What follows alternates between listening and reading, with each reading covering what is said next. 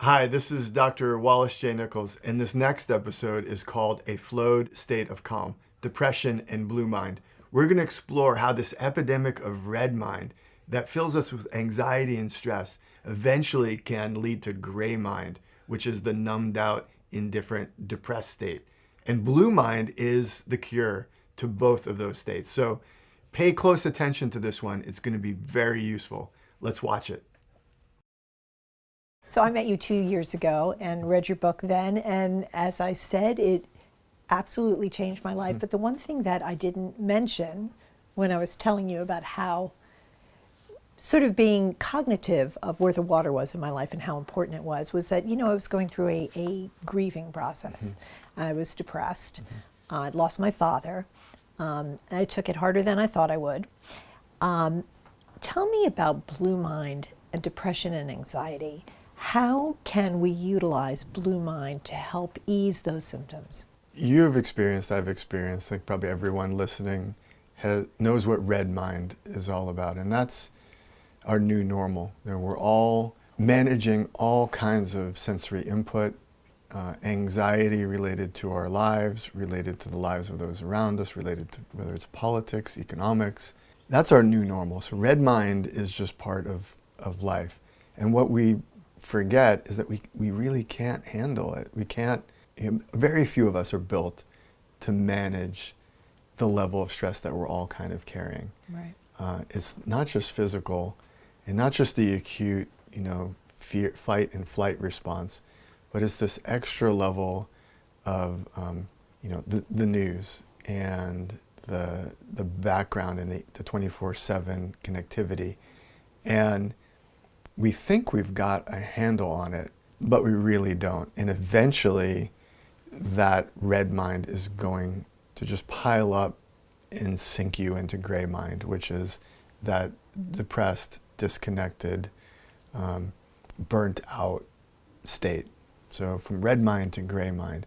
And so when we experience an extra level of trauma, like an injury, the loss of a loved one, for some people it could be election day, could be a whole range of an economic fallout.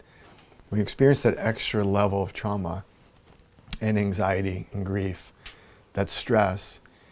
It's not surprising that it puts us over the edge, even though we thought we were holding it all together so well, this other background level, just really handling it. But then you lose a father, you lose a loved one, and it feels like the bottom really drops out. And you just lose the capacity to hold it together. We call that, it's maybe an oversimplistic cartoon version, this red mind, gray mind, and blue mind. But it's a really, I think, a powerful way for people to get a handle on these emotional states. So when we find ourselves in gray mind mode, first and foremost, this is serious. This is a serious business. Be sure that you are communicating, that you're sharing with your loved ones, that you have access to a licensed professional caregiver. That's first and foremost very important. Listen to our advice about blue mind. It will help you, but make sure that you have professional mental and emotional health professionals involved in your care if you feel like it's that serious. Right. What I found, and I know you had this experience, is that going to the water in that time of grief, in that time of mourning, in that gray mind mode, is such a nice relief and such a great outlet. And it doesn't magically fix everything. It doesn't bring back our lost loved ones. It doesn't restore whatever is damaged or whatever we're mourning, but it helps. It helps an awful lot. The time to understand that is now, before you've sunk into gray mind, because as you know and as I've experienced, when you're in that mode, you're not taking on new advice. You're not a good listener. You don't want to talk to people. You want to stay away from people. Right. And that exacerbates the problem. And so the time to understand red mind to gray mind and the blue mind solution is right now while we're having this conversation. Put it on your list of tools and remedies that will help you, because you don't know when you're going to need it. You don't know when you're going to get your butt kicked. You don't know when you're going to slip into that depressed state. And the more you practice it while you're just dealing with red mind and you haven't moved into gray mind, the better chance you're going to think of it when you hit that moment. You know, in your case, losing your father, in my case, losing both of my fathers, and knowing, because I wrote this book, that maybe the best thing I can do right now is get my body and my mind to the water. It helps so much. Yeah. Yeah. It sounds like it's a good idea to have these blue tools available, Exactly. if you will, you know, just to have them, because the inevitable happens, life happens, you know, stuff happens, stress happens. But it just seems like it's even worse now more than ever. I mean, we're adults, and we're dealing with this onslaught of information all the time. You know, your to-do list gets longer. You know, your work day goes from 8 hours to 24, and it's just, you can't turn it off. But I'm concerned about young people today. Do you feel that the stress and depression from all of this stuff is even harder on young people? So the research on this topic, on red mind and gray mind, is increasingly clear. The American Psychological Association does a report every year called Stress in America. And what they've said is they've seen an upswing, not just in adults, but in young people that are carrying more stress and anxiety than they have in the recent past. And like we were saying, that just carrying it can tip into not just stress and anxiety, but into depression. And then the problem is we don't have that toolbox. We don't have that toolkit. We don't know what to do. We don't even want to talk about it. Right. We don't even know how to talk about it. And so when you pull away, you may self-medicate in ways that create bigger problems, and sometimes much bigger problems. And the whole thing cycles and spins, and it's a negative feedback loop. So if you don't practice Blue Mind when you're just mildly stressed and make it into a routine, when it becomes crisis mode, it's going to be a lot harder to find the handle on it and use those tools. So I would say, you know, as a dad of 2 teenage daughters, I see the stress in their lives. Yeah. You know, go right down the list, whether it's, you know, school related, friends, people that don't even know that influence them, social media, and on and on. They're worried about the environment, they're worried about our future, they're worried about the economy. Really, surprisingly, these are 14 and 17-year-old girls. They, fortunately, have been listening to this Blue Mind story for a while, and they know that when they're feeling it, even just a bit over the edge, they just unplug and go to the beach. They're lucky to be able to do that, but they have that toolkit available in their minds, so they know. And I would say our goal is for every young person to understand what we're talking about and know how to do it, know where to go. No matter where you are, there's some water. It might be your bathtub, where you say, hey, for the next 2 hours, I'm going to be behind this door with some music, with a candle, in the bath. I got some salt, I got some bubbles, whatever you need. Or I'm going to take a walk. I'm going to get on my bike. I'm going to go to the river. I'm going to go to the beach. I'm going to go to the lake or the pond, and I'm going to paddle a boat. I'm going to walk by the water. I'm going to go for a swim or a sail. Whatever your skill set is, but practice that while you're in a mild state of gray or red mind, so that when, and it's not an if, it's a when it hits full on, and it will, all of us are dealing with it, you know what to do. And it's become a habit, or a blue habit, or a routine to engage, to recognize that, to talk about it, and then to act accordingly. Explain to me the science behind this, the science behind how Blue Mind helps alleviate sadness, depression, anxiety. Well, probably the easiest way to understand Blue Mind is to look at red mind. So red mind is that overstimulation, that, you know, just too much input in all forms. It can be audio, auditory, visual, somatic stimulation, but it can also be your imagination, rumination, your concerns and worries that may be founded or unfounded, and all of that building up. And in fact, the physical stressors are really the least of the concerns, because they come and they go, And our bodies and our minds are really well adapted to that, to handling moments of pain. Like animals do it really well. They feel pain, they move away from it. They don't worry about the pain for the next month. Right. Right? But we have this extra ability as humans to worry and ruminate and imagine worst case scenarios and to talk ourselves into a corner and do all these kind of creative, self-destructive things.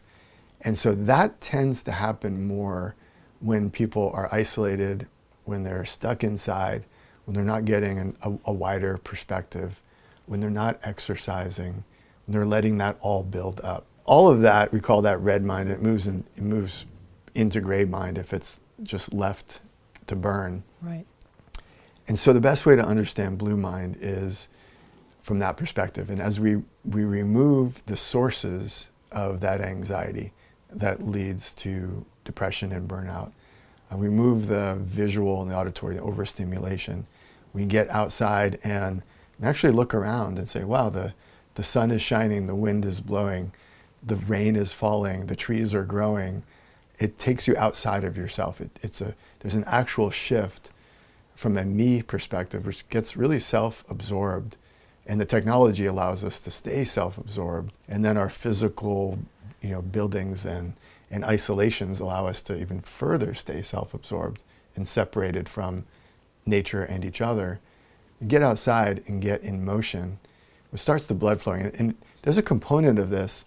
You can kind of unpack the whole experience, but there's a sensory component where there's the sky, there's the water, there's nature. There's also the exercise component. So the neurochemistry of exercise favors happier thoughts, favors positive thinking, favors a different attitude. Blood flow, oxygen flow to your brain is good for you. So that exercise physiology has come a very long way, and it tells us that exercise is really good for not just our physical but our emotional health. That's part of it. That's part of Blue Mind, is just moving. And there was a time, say 30 years ago, when there was this brand new conversation that said exercise is good for us.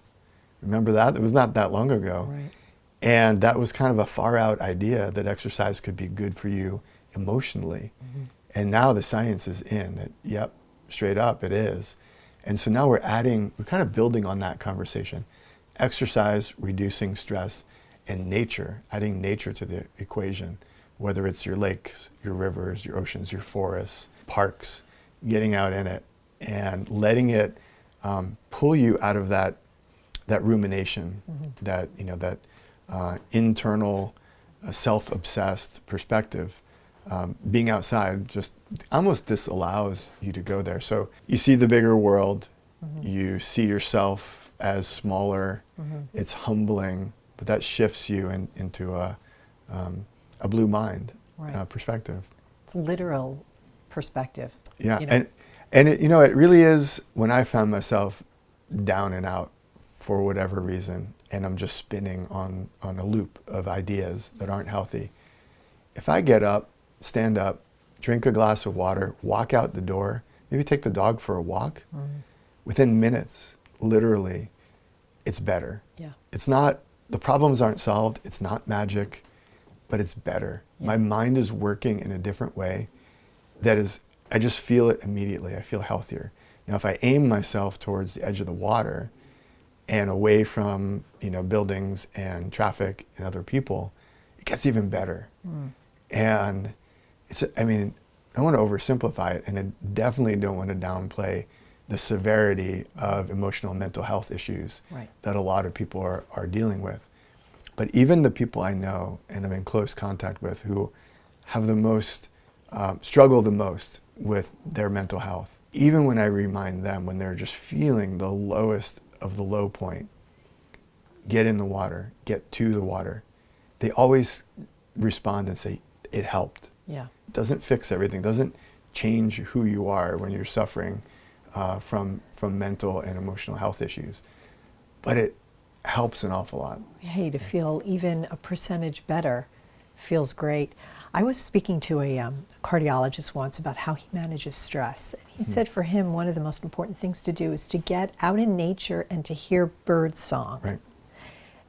he said hearing bird song, which you don't hear in a city, you don't hear when you're on your computer, you don't hear when you're self-involved. You get outside and you listen for birds. Right. It kind of, for him, it was the reset button. And I think what you're both talking about is that our human connectivity with nature, Yeah. water, natural environment, animals, marine life, it has a wonderful way of taking us back to the awe of being alive.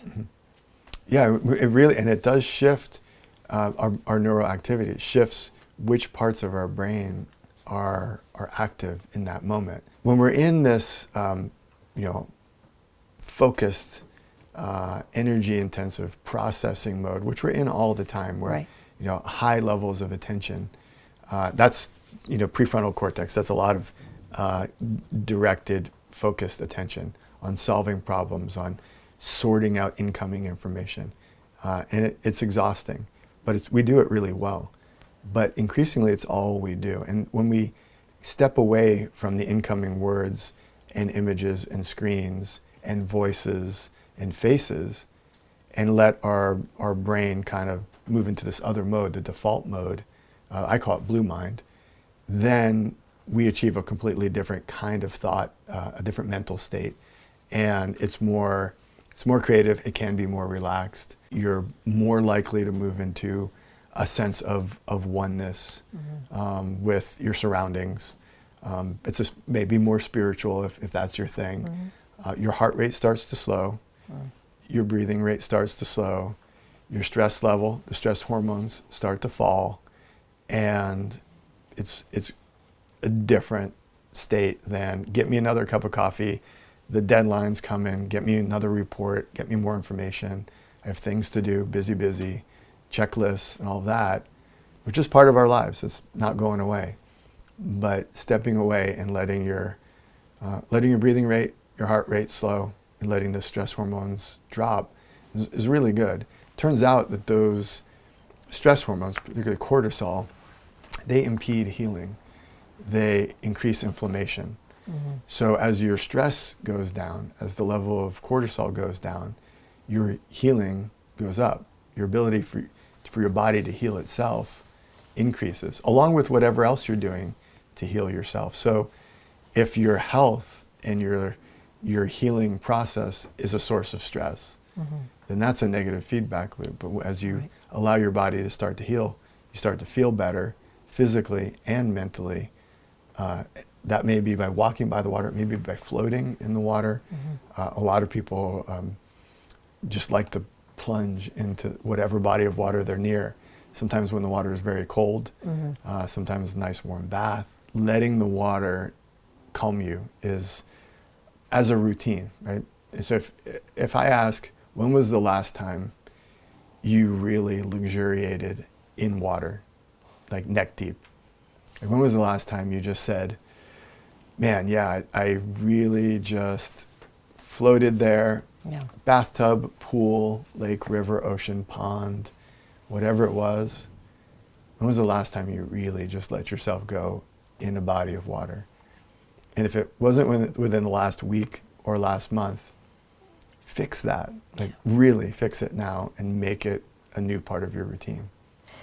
You mentioned earlier inflammation, and that seems to be like this big word that's out there in all of the health articles, health journals. Everybody's talking about inflammation, how damaging it is, and how dangerous it is, and how we've got to get a control of it. How can Blue Mind, water in general, help with inflammation? So yeah, inflammation is, I could say, a buzzword, and for a reason. It's a sign of unhealth. And it's part of the healing process to reduce inflammation. So our diets can contribute to inflammation or lack of inflammation. Our thought patterns, our levels of stress, this anxiety, the cortisol levels that come with that stress can contribute to our inflammation or lack of inflammation. Our level of exercise. So if your diet is poor, if your stress is high, and you're very sedentary, right, you're doing all those things wrong, in terms of through this lens of inflammation, right? So what you're probably going to end up doing, if you just stick with that, is taking a pill Yeah. to help you with this issue of inflammation. And some of these pills, they're wonder drugs, really, Right. but they have side effects, and so they're not really solving the problem. Right. They're just a Band-Aid. And so I'm not downplaying, modern medicine. I'm not downplaying pharmaceuticals. But what we found is that if you change your diet, you change your stress level, and you change your activity level, you bring Blue Mind to your lifestyle, you live blue, you cool yourself, right? And always, inside and outside and in your head, you can manage that inflammation. You can manage that red mind and that red body and cool things down, right? And avoid that burnout, the mental, the emotional, the physical burnout that leads to depression and leads to your worst self, frankly. Right. So if you can bring more blue into that redness, cool it down, right? So it's a whole lifestyle package, really. You can avoid the costly outcomes. Right. So if you don't want to listen and you want to stay on that path, then it's going to lead to the costly and deadly outcomes. It's a combination of lifestyle and an emergency medicine when you need it. I mean, it's good to have that as a backup. But if you can make some shifts in your lifestyle and avoid that emergency medicine, avoid the trip to the doctor because you're having this conversation now, that's better, much better. What about sleep? I mean, that's the other thing. People are talking about nobody's getting enough sleep. Right. Your sleep isn't the right kind of sleep. It's not deep enough. How does it sort of blue mind, red mind, gray mind play into sleep, and how can we improve our sleep patterns utilizing Blue Mind? Yeah, so the numbers vary, but the average adult is not getting enough sleep. And so what would be prescribed would be 7 to 8 hours at least per night. And most of us are existing in kind of a sleep deprived state. And you don't make up for it by having one really good night of sleep a week while the rest of them are crappy. It doesn't work that way. It's a cumulative kind of cost that you're paying. And so sleep science has advanced tremendously, really in the last few years. And connecting our emotional health, our physical health, and our sleep health is a relatively new concept. And so I look at that and say, okay, the science is clear. Sleep is good for us. Getting solid, healthy sleep is a requirement.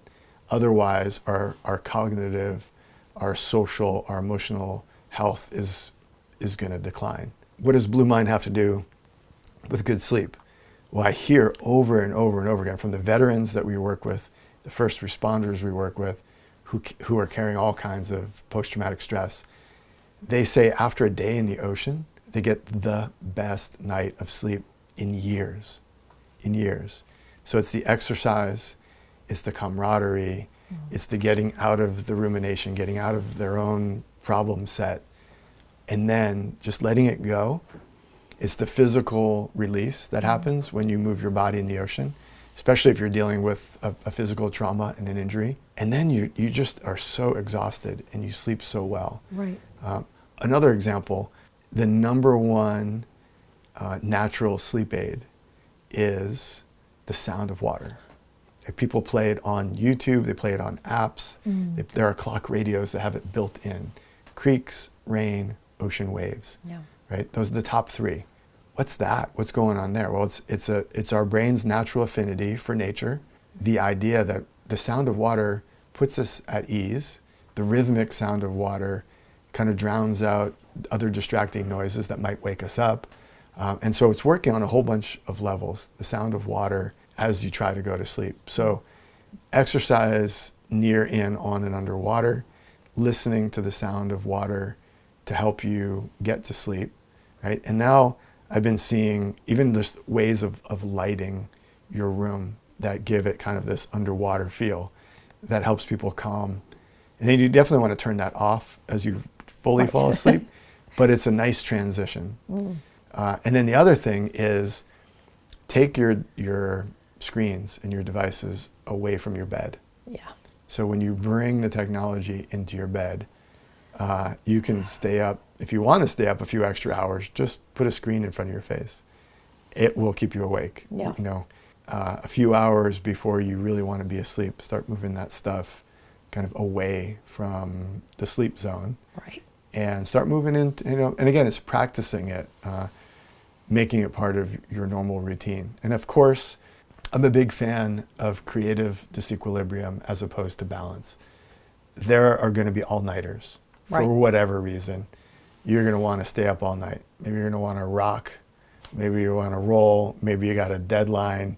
Maybe it's a long trip. Maybe it's a red eye, whatever it is. Right. That's part of life. Right? Right. Don't let that derail you. That happens, especially for students. Right. And it's really fun. So it isn't about just avoiding those extremes, Right. but it's about coming back to the center when you have the opportunity. And I call that creative disequilibrium. So that disequilibrium is inevitable. Be creative with it and have fun. You know, you were talking and I was thinking of something. Yeah, you have to remove your screens because this way you're available 24/7. However, when you're underwater, Yeah, you're not available. that's right. So it's almost like creating an underwater environment for yourself in your safe place where you need to reset. Yeah, that's a great idea. Imagine turning the place where you sleep into your ocean, into your underwater world. Maybe you paint the walls blue. Maybe you bring in the sound of water. Maybe you change the artwork. But it's your sanctuary for calm and then for sleep. Take the things out of that space that stimulate you, that keep you awake. Just move them out and have that be your blue mind time, where you hit the reset button and you go deep and you just completely relax and let go. And the other thing is actual water. We can't sleep underwater, unfortunately. I would love if that was true. But actual water does a really good job of making you leave your electronics behind. You can't bring your iMac underwater. No. Your laptop doesn't like it. No. Your phone, it's a little iffy. For the most part, the water is the last escape. And so the more time you spend near and on and underwater, it's gonna cut down, you know, the screen time and your distractions, and let you think more clearly, connect with yourself, Right. and connect with anybody that you are in that water with. You know, we were talking about depression earlier. And it seems like the way depression is treated now, you go to a doctor, you say, I'm really feeling down. They're like, I've got this pill. Yeah. It seems like it's the last resort is given first. And of course the pills, they mask the problem. They don't get rid of the problem. They come with side effects like weight gain or, you know, just the lack of affect. So when you're feeling really down, you know, how can you blue mind before you pop a pill? I mean, hey, listen, maybe a pill is the thing that's going to change your life, but wouldn't you want to start with the least invasive thing first and work your way down? Yeah. And how do you do that? First and foremost, we have to take depression and all forms and severities extremely seriously. Right, the worst possible outcome of depression is death. Right, Yeah. and so this is serious. It's an epidemic. There's so much more depression now, and most people don't talk about it. Right. So we have all experienced it directly or indirectly in our lives, either ourselves or our loved ones. Period. 100%. It affects all of us. So let's start with that. It's a serious issue. The drugs that we have aren't fixing the problem. They may, in some cases, be masking, or in some cases, making it worse. So we need a bigger, better toolbox. And that toolbox has to include Blue Mind. It absolutely has to. Put it in your toolbox. Figure out when and where to utilize your Blue Mind tools, right? So immediately when you're feeling a little down, or you're feeling like it's been too much red mind before you even get to gray mind, engage with your Blue Mind, right? That's the most important thing. And there are so many ways to do that. And I want to mention my colleague, Justin Feinstein, who's at the Laureate Institute for Brain Research. He's a neuroscientist. He's been studying float therapy in his laboratory. So he created a laboratory with the two, I would say, best float tanks in the world. And if you're not familiar with float therapy, it's basically you, just you, naked, in a small pool of water that's maybe 18 inches deep, and it's hypersalinated, so it's full magnesium chloride. It's Epsom salts. Fill as much Epsom salt as you can fit. So And you're not ever going to sink. You It's float like the like a Dead cork. Sea. Yeah, Right. you float. You almost can't even turn over. So you float in this pool. The air, the water in your body are calibrated to be the same temperature, right? So and then it's soundproof and lightproof. So you have no visual stimulation, no auditory stimulation, and almost no somatic stimulation. And what Justin has been doing is clinical laboratory research with people who are dealing with the highest levels of anxiety, stress, depression, post-traumatic stress. So his research institute specializes in those things, and his area of inquiry is specifically about floating in water. And what he's finding and what he's published in journals is that it's incredible results. And he's so careful with how he interprets it because he's a scientist, as I am. But I am so excited about what he's learning about float therapy for the people with maybe the most challenging mental and emotional health issues that are out there. And so if floating in a float spa works, there are all other permutations of floating. There's the bathtub, there's the sea, there's floating in a boat, there's all sorts of ways that you can achieve a float-like experience and just to relax your body and your mind. It's so important to figure out for you what's your blue mind. What's your water, literally or metaphorically, and then to make that part of your routine.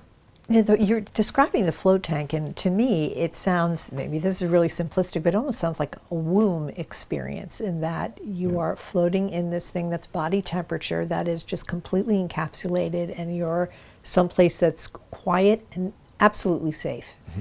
I'd say that's a good description. It's they call them sensory deprivation tanks, which is, kind of a scary, clunky name for it, but it's the most nothing you've ever experienced.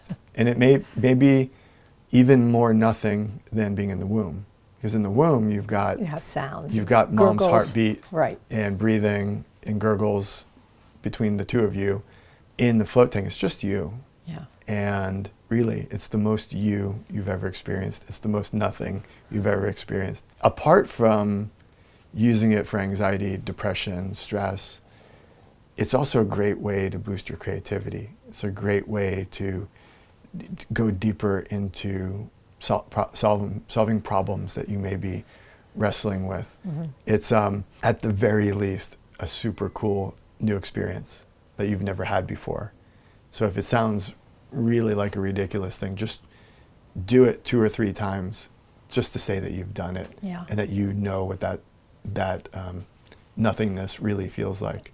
Yeah, I would love to try that. It sounds quite amazing. Yeah. I mean, there's nothing, I grew up on sailboats my whole life and motorboats my whole life, and there's nothing quite like being on a boat and falling asleep and having that gentle rocking. And there's something about being on that water, or in this case, in that water, that just kind of wipes the board clean. Yeah. Talk to me a little bit about the placebo effect. We were talking about going to a psychiatrist and getting a pill. Yeah. Oftentimes those pills don't work. I think I'm not sure what the number is, but I think there's a pretty significant number that these medications don't work for at all. Do you know what it is? Some studies show that the placebo effect, if you're prescribed a sugar pill, right, that has no functional aspect, you're prescribed, a placebo with confidence by a medical authority, it will help. And basically, they're giving you nothing chemically. And so the phrase placebo effect is often used in this disparaging way. Right. What it really means, and what it really refers to, in my opinion, is the power of your body and your mind to do what it needs to do. So the placebo effect really is not me giving you a chemical. It's me nudging you psychologically to create that chemical yourself. And it turns out that our bodies our brains are so exquisitely evolved to create this whole range of chemicals to do all kinds of things medically to ourselves, right? And the more you know about how your body works, the more empowered you are to use your internal pharmacy. So you want to get yourself pumped up, right? Well, you can close your eyes and get yourself really excited about whatever it is, about winning the game, right? And if you know how to do that, you'll win. Right. You'll win the game. If you want to get yourself really funked out and like depressed, you can do that too. Oh, yeah. Right? And you can, if you want to manage pain, there are psychological ways that you can work on managing pain. If you want to go deeper into your creative, most creative mode, there are ways, you could call them placebo effects, that require no external chemistry. It's your internal chemistry. So what the placebo effect really refers to is your internal pharmacy. And it's so exciting when you start thinking about it. So when we think about Blue Mind, water calms us, water centers us, water, the sound of water can remove the distractions. But the more we believe that it can do that, the more we understand how it can do that, the better it does that, right? So if you're convinced by this conversation that your time at the water can get you out of your anxiety, your stress, and maybe help you avoid depression, the chances that it can actually do that go way up. Oh. Maybe go 40% up. So that's the research on placebo. Wow. Is really clear that it's not magic, it's not a disparaging term. It simply says that your body's own ability to make this chemistry happen is incredible. It really is useful. And you need to harness that. We all do. And so who would like you to not harness your own pharmacy? The pharmacy. They would like you to depend on them and buy those chemicals from them rather than manage them yourself through diet, through exercise, through Blue Mind.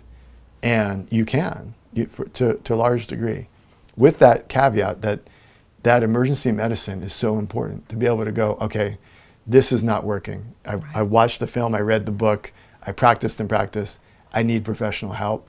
Get it, right? Absolutely. But start here. Start here with managing your own lifestyle for health and for wellness.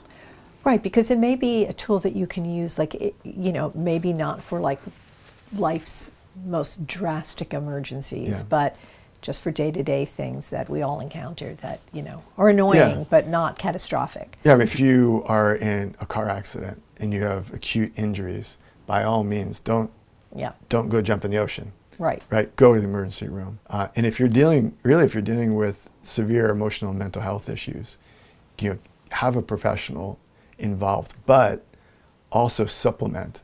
If your caregiver is not suggesting time near in on underwater, time in nature, reducing stress, using exercise and eating well, if they don't bring any of that up, you need to find a way to get that advice.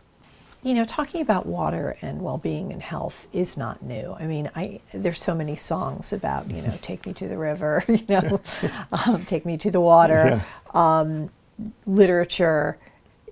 You have an incredible knowledge of this stuff. Can you share some of this with us? Yeah, this idea of Blue Mind as a remedy for red mind and gray mind pervades human history. Right? We see it in all spiritual traditions. Right. They all say, in one way, shape, or form, that water is medicine. The 23rd Psalm, which is one of my favorites, is the one that begins with, "Yea, though I walk through the valley of the shadow of death, I shall fear no evil." Well, that's red mind, right? The valley of the shadow of death, evil, that's bright red mind. Right. And so if you read on what King James says 3,000 years ago, is when you've got red mind all around you, go hang out by the river, find the calm water, and soothe your soul. That's what it says 3,000 years ago. So every spiritual tradition echoes that advice. You see it everywhere. Right. You see it throughout literature. You see it in song lyrics. You see it in art. You see it in Hollywood films. Academy Award-winning films often have water as a character. It has water. There's a water moment when the character centers and then comes back stronger. Even James Bond went to the river in Scotland to come back to try to save the world. So we see it over and over again through all spiritual traditions, through all histories, and it's nothing new. I mean, we're really, with Blue Mind, we're really bringing that rich tradition to modern humans with this extra layer of neuropsychology saying, yep, this works. This isn't woo-woo, voodoo, or far out stuff. This is science. And even, Herman Melville, who wrote the great novel of all time, Moby Dick, the first page, I'll challenge you to go back and read the first page of Moby Dick. It's like the best piece of Blue Mind writing ever. And in that opening passage of the great American novel, he says, when you're feeling November in your soul, that's gray mind. It's rainy, it's gloomy, everything's soggy. You just aren't even sure why or how to go on. It's high time to go to sea. It's high time to go to the water. That's what he says. So avoid hurting other people, avoid hurting yourself. This is what he says. And go to sea. When it's November in your soul, get your Blue Mind on. That's what Herman Melville said. And so what we're doing is iterating on this idea and reminding people of something that we all know. We've always known this. But our job is to remind you and to help you form new blue habits, to get Blue Mind to be a routine. And really, if we're successful doing our job here, Blue Mind will become common knowledge. As common as any common knowledge is right now. So that every woman, every man, every mother, every father, every child will understand and teach Blue Mind. Every teacher, every nurse, every doctor will prescribe it and educate and let everybody know that Blue Mind is part of a good life if we're successful. And that's really our goal, to combat this gray mind plague, to help people cool their red minds, not get rid of red mind, we need it, but to get rid of the gray mind, Right. cool the red mind, and increase the Blue Mind. Let's talk about the phrase a flowed state of mind. Right. What does that mean? How do I get it? So there's a concept that's been around for a while called flow, a flow state. Creative people, musicians, writers, athletes, all talk about the flow state.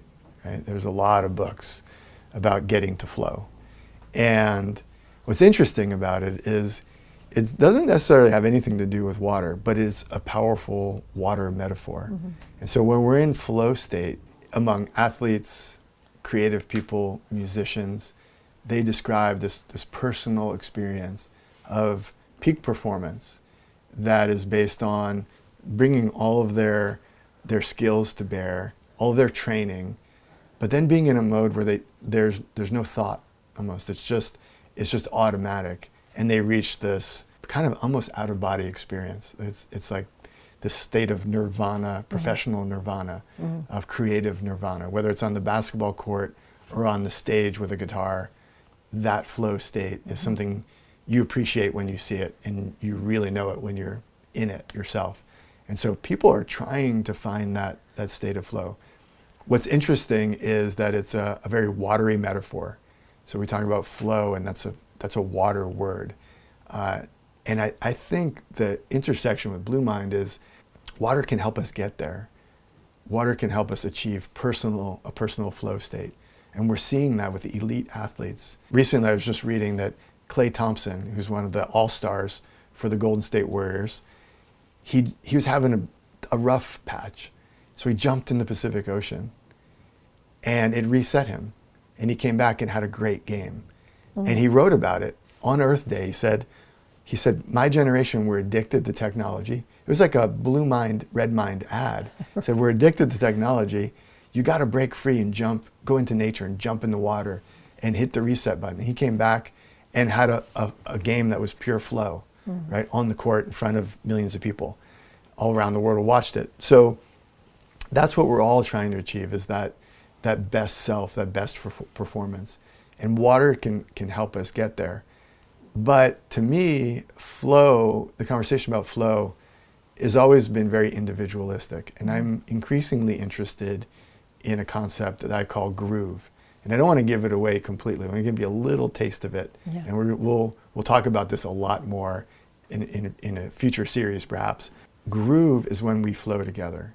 Right? So flow is when I'm having a great game and a great day, and I'm riding up a storm, which is cool, right?